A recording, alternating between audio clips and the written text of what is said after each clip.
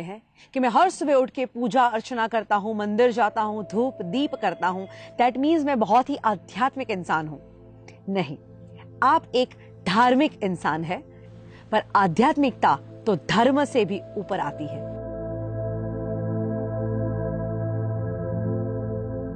मुझे लगता है कि रियल स्पिरिचुअलिटी या सच्ची आध्यात्मिकता उसे कहते हैं जब आपके अंदर आपकी वजह से किसी और का भला हो की भावना जन्म लेती है।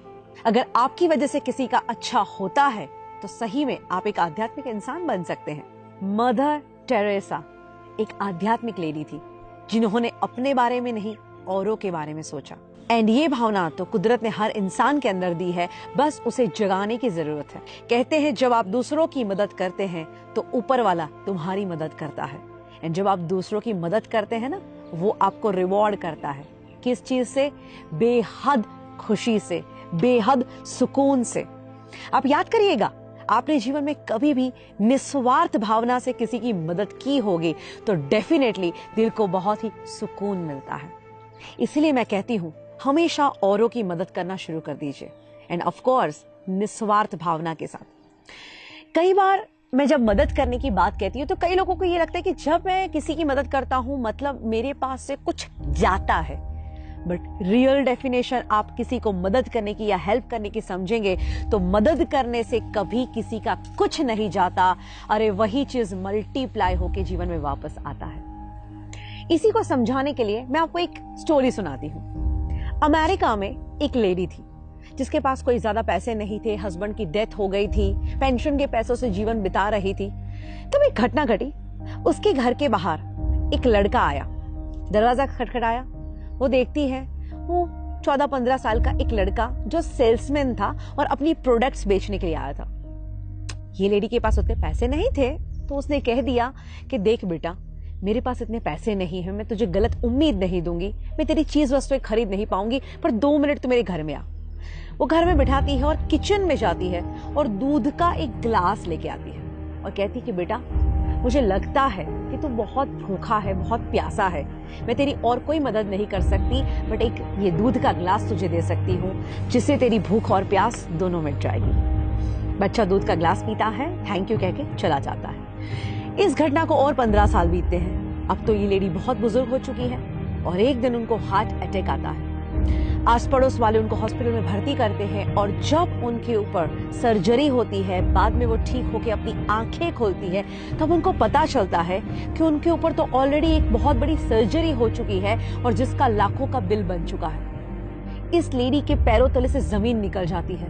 वो रोने लगती है कि हे भगवान, मुझे क्यों बचाया, अब मैं ये बिल कहां से पे करूंगी, मैं ये पैसा कैसे दूंगी। और 2-3 दिन वहां पे वो इतनी उदासी के साथ बिताती है। वो सोचती है मैं किसकी मदद मांगू। आखिर में उसका डिस्चार्ज का डे आता है। अभी भी उसको कुछ नहीं सूझ रहा, बिकॉज उसके कुछ ज्यादा रिलेटिव्स नहीं थे, ऐसे कोई लोग नहीं थे जो उसकी मदद कर पाए। वो भारी भारी कदमों से चलते हुए रिसेप्शन के काउंटर पे पहुंचती है। सोचती है मैं उनसे क्या बात करूंगी। वो कहती है मेरा बिल दिखाइए। वो बिल देते हैं एंड अप्रोक्सीमेटली 5 लाख रुपए का उसका बिल आया है। वो बिल देखती है पर उनको ताज्जुब होता है क्योंकि उस बिल के नीचे लिखा था ऑलरेडी पेड, एंड उसके नीचे लिखा था thank you for the glass of milk. यानी वो लड़का जिसको उन्होंने एक दूध का ग्लास दिया, दोस्तों आज वो बड़ा होके एक डॉक्टर बन चुका है। और उसी की हॉस्पिटल में ये लेडी आती है और वो देखता है कि ओ माय गॉड, ये तो वही लेडी जब मैं कुछ नहीं था और उन्होंने मुझे दूध का ग्लास दिया था।